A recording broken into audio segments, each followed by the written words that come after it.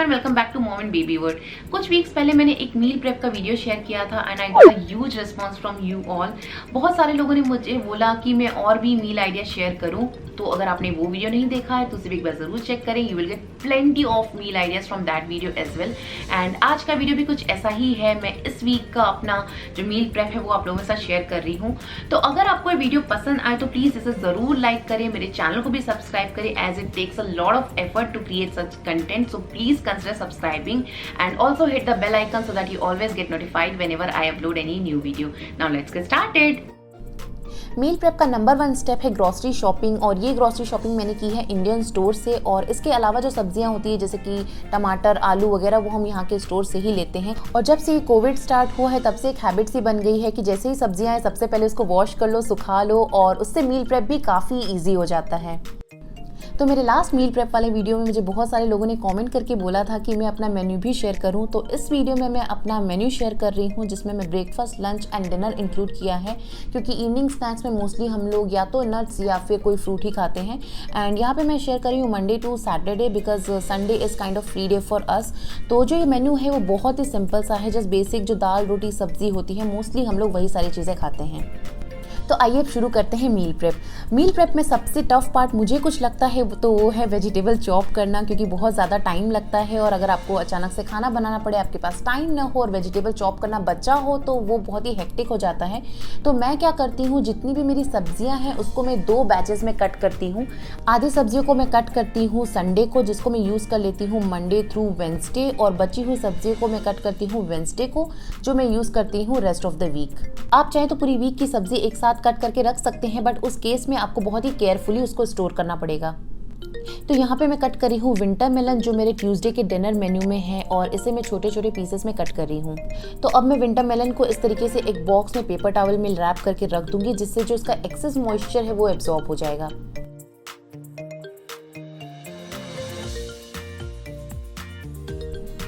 Next मैं cut करी हूँ भिंडी, जो कि मेरे मंडे के लंच के मेन्यू में है। और मैंने मील प्लानिंग इस तरीके से की है कि जैसे कि भिंडी है जो बहुत ही जल्दी स्लाइम हो जाती है कट करने के बाद, तो उसको मैंने मंडे के मेन्यू में रखा है।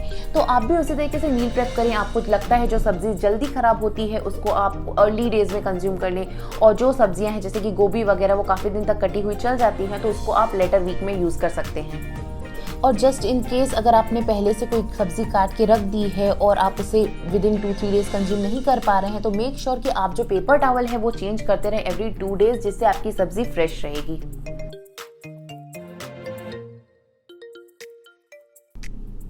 सिमिलरली यहाँ पे मैंने टिंडूरी कट कर दी है जो मेरे वेंसडे के लंच मेन्यू में है। नेक्स्ट मैंने यहाँ पे ग्रेट किया है बीटरूट को, जिससे मैं बनाने वाली हूँ बीटरूट चीला, और ये है मेरे मंडे के ब्रेकफास्ट मेन्यू में। तो मैं मील प्रेप उसी हिसाब से करती हूँ, जैसे कि बीटरूट वगैरह या कोई भी सब्जी ग्रेट करके रखते हैं तो जल्दी ख़राब होने लगती है, इसलिए मैंने इसको मंडे रखा है ताकि इसे मैं जल्दी ही कंज्यूम कर लूँ। तो ग्रेटेड सब्जी ऐसे बहुत ही ज़्यादा यूज़फुल होती है, आप उसे किसी भी चीज़ में डाल सकते हैं, चीला, डोसा, किसी भी चीज़ में आप यूज़ कर सकते हैं अगर आपके पास ग्रेटेड सब्जी हो। और बीटरूट की जगह आप गाजर भी यूज़ कर सकते हैं।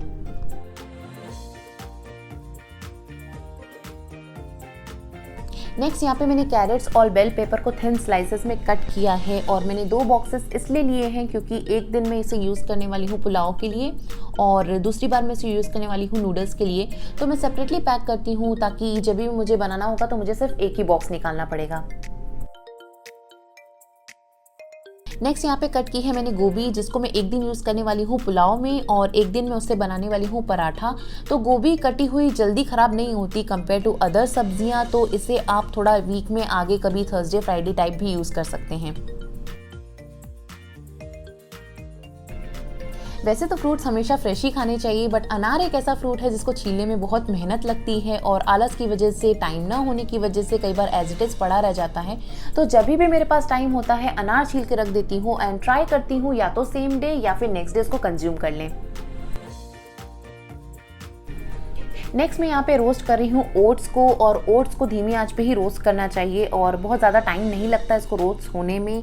एंड एक बार ये प्रॉपर्ली रोस्ट हो जाते हैं फिर let it cool down completely, and एक बार ये कम्प्लीटली ठंडा हो जाए फिर आप उसे एक एयरटाइट कंटेनर में भर के रख सकते हैं। एंड ओट्स जो है वो आराम से 2 से 3 वीक तक चल जाते हैं, तो आपको एवरी वीक रोस्ट करने की भी ज़रूरत नहीं है।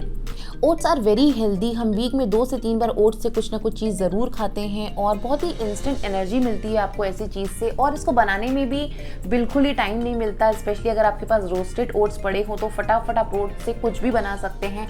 या तो आप इससे बहुत सारे वेजीज डाल के मसाला ओट्स टाइप खा सकते हैं, या फिर आप इससे जस्ट, अगर आपके पास बिल्कुल भी टाइम नहीं है तो थोड़े से पानी में बॉईल कर लिया, नमक डाला एंड इट्स रेडी। तो मेरे ट्यूसडे एंड सैटरडे के ब्रेकफास्ट मेन्यू में ओट्स है इस बार। सो मैं मसाला ओट्स बनाने के लिए जो कुछ भी सब्जी अवेलेबल होती हैं, जैसे कि इसमें मैंने डाला है गाजर, टमाटर और मटर डाल के फटाफट फ्राई कर लेती हूँ। जस्ट ओट्स डाला, उसमें 5 मिनट कुक किया, पानी डाला, नमक डाला एंड ऑल सेट। और इसमें मैंने जो सब्जियां यूज़ की है वो भी मैं एक रात पहले से ही काट के रख देती हूँ।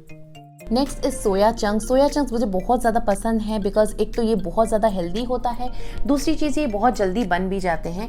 तो यहाँ पे मैंने 1 कप सोया चंक्स लिए हैं और उसे मैंने बॉइलिंग वाटर में डाल दिया है और मैं इसे 5 मिनट के लिए कुक होने दूंगी। तो देखिए 5 मिनट के बाद सोया चंक्स डबल हो चुके हैं उसकी साइज़ में। And now I turn off the flame और मैं उसे थोड़ी देर के लिए, जब तक ठंडा नहीं हो जाता, उसी में रहने दूंगी। एंड जैसे ही ठंडा हो जाता है, लुकवार्म टाइप हो जाता है, आप इस तरीके से वाटर जो एक्सेस है स्क्वीज़ करके एक एयरटाइट कंटेनर में रख सकते हैं आराम से। और इसको बनाने में जो टोमेटो अनियन का पेस्ट होता है वो भी मैं बना के रख देती हूँ, और उसकी रेसिपी भी मैंने शेयर की थी अपने लास्ट मील प्रेप वाले वीडियो में, तो आप चाहें तो वो भी देख सकते हैं। तो आपके पास अगर इस तरीके की ग्रेवी रेडी है, सोया चंक्स रेडी है, तो फटाफट इसकी सब्जी बन जाती है। नेक्स्ट मैं यहाँ पे बना रही हूँ दही। और दही हम लोग हर दिन लेते हैं किसी भी फॉर्म में, चाहे सिंपल दही लिया या फिर रायता बना दिया या boondi raita, you know N number of ways आप बटर मिल्क पी सकते हैं दही का। तो dahi is something that I add in everyday meal. और the best part about making dahi is this yoghurt maker. ये मुझे बहुत अच्छा लगता है। इसमें ऐसे छोटे छोटे 7 जार्स हैं, तो मैं इसी को मेजर करके दूध को गर्म करती हूँ और जब दूध ठंडा हो जाता है तो उसमें दही मिक्स करके इस जार में डाल देती हूँ एंड 6 घंटे में दही बन के रेडी हो जाता है। तो ये मुझे इसलिए अच्छा लगता है, एक तो आपके पास छोटे छोटे कंटेनर्स होते हैं, तो आपके पास हर दिन के 1 कंटेनर है, आपने जार निकाला और आपको जैसे भी खाना हो खा सकते हैं। दूसरी चीज़ ये कि सर्दी में जब ठंड होती है तो दही नहीं जमता है, काफ़ी स्ट्रगल करना पड़ता है, तो इसलिए इसमें टेम्परेचर कंट्रोल है। आपको वेदर कैसा भी हो बाहर, आपका दही 6 to 7 आवर्स में बन के रेडी हो जाता है।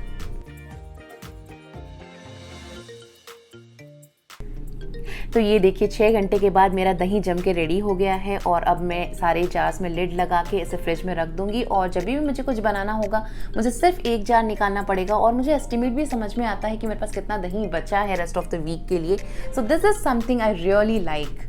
तो दही से मैं कभी कभी कड़ी भी बना देती हूँ फॉर अ चेंज। अगर आपको दाल खाने की इच्छा नहीं है तो कड़ी is a very good option. यहाँ पे मैंने 2-3 चम्मच दही लिया है, थोड़ा सा बेसन ऐड किया और बहुत ही जल्दी कड़ी बन जाती है और काफ़ी टेस्टी भी लगती है।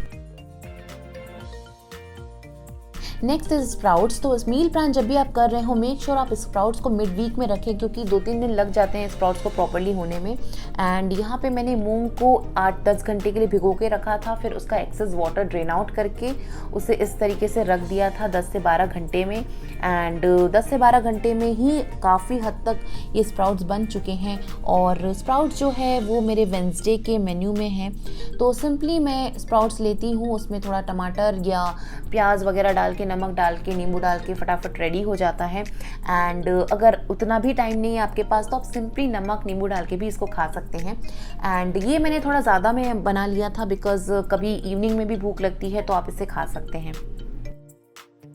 नेक्स्ट मैं यहाँ पे बना रही हूँ धनिया पुदीना की चटनी। तो चटनी इज़ समथिंग जो आप किसी भी चीज़ के साथ खा सकते हैं। आप इसे रोटी के साथ खा सकते हैं, सैंडविचेस में यूज़ कर सकते हैं, या आप सिंपली उसे ब्रेड में लगा के भी खा सकते हैं।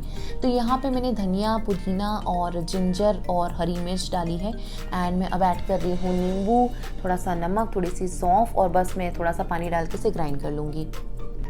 और जो बची हुई धनिया एंड पुदीना है उसे मैंने इस तरीके से पेपर टॉवल में रैप कर दिया है, और जब भी मुझे यूज़ करना होगा मैं धनिया पुदीना निकाल दूंगी। एंड धनिया है जो बहुत जल्दी ख़राब होने लगता है, तो मेक श्योर आप उसका पेपर टॉवल है वो चेंज करते रहें, तो धनिया बहुत दिन तक चलता है। Next is black eyed peas, जिसे ये बोलते हैं लोबिया या चौली।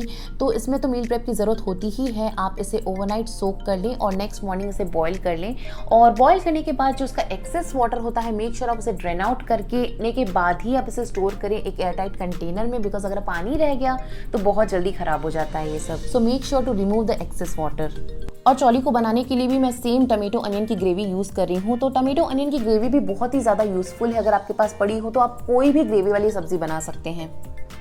Next is vermicelli. तो वर्मिसिली भी मेरे थर्सडे के ब्रेकफास्ट के मेन्यू में है और यहाँ पे मैं 1 कप वर्मिसिली को रोस्ट कर रही हूँ और इसे धीमी आंच पे ही रोस्ट करना है। एंड इसको रोस्ट होने में बिल्कुल टाइम नहीं लगता, बहुत जल्दी रोस्ट हो जाता है। और एक बार ये रोस्ट हो जाए पूरा, उसको आप किसी प्लेट में ट्रांसफ़र कर दें और जब वो ठंडा हो जाए तो आप इसे एयरटाइट कंटेनर में स्टोर कर सकते हैं और आप इसे इवन 2-3-4 वीक्स तक भी स्टोर करके रख सकते हैं। तो यहाँ पे मेरे पास थोड़े से गाजर और बेल पेपर बच गए थे, तो मैं इसे सेवई में यूज़ कर रही हूँ। और उसके अलावा मैंने कट किए थोड़े से प्याज और टमाटर।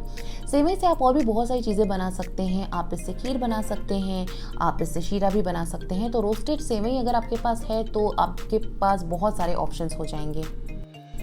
तो हमारा मील प्रेप अब हो चुका है। Now let's go back to the menu and see whether we have covered everything और नॉट। शुरू करते हैं ब्रेकफास्ट से। तो ब्रेकफास्ट के लिए हमने बीटरूट को ग्रेट कर लिया है, हमने ओट्स रोस्ट कर लिए हैं, हमने स्प्राउट्स बना दिए हैं, वर्मिसिली रोस्ट हो चुका है और पैनकेक के लिए मैं यूज़ करने वाली हूँ रोस्टेड ओट्स को। तो we are done with breakfast. Now moving on to lunch. तो लंच में हमारे पास कटी हुई भिंडी है, फ्रूट रायता के लिए योगर्ट है, अनार है, सोया चंक्स बॉइल्ड है, टमेटो अनियन की ग्रेवी रेडी है, टिंडूरी कटी हुई है, भिंडी कटी है, कड़ी के लिए दही रेडी है और लौकी में उसी टाइम पे कट करती हूँ और बूंदी रायता के लिए हमारे पास दही है। एंड दाल बाटी के लिए कोई मील प्रेप की ज़रूरत नहीं होती है एंड एनीवे वो वीकेंड है तो कोई प्रॉब्लम नहीं होगी। Moving on to dinner now. तो डिनर में पुलाव के लिए वेजीज कटे हुए हैं, विंटर मेलन कटा हुआ है, चौली बॉइल्ड है और टमेटो अनियन की ग्रेवी भी है, गोभी पराठा के लिए गोभी कटी हुई है, वेज नूडल्स के लिए भी हमारे पास सब्जियां हैं। और सैटरडे डिनर बहुत ही लाइट होगा बिकॉज दाल बाटी काफ़ी हैवी होती है। तो या तो फिर डिनर में खिचड़ी बना दूंगी या सैलड बना दूंगी, जिसमें दोनों में से किसी में भी मील प्रेप की ज़रूरत नहीं है। अब बचता है दाल, राइस एंड रोटी। तो दाल एंड राइस में मील प्रेप की बिल्कुल भी ज़रूरत नहीं होती, बट मैं फिर भी इस तरीके से रात में निकाल के रख देती हूँ दोनों दाल और चावल और फिर सुबह सोख करके फटाफट सीटी ले लेती हूँ।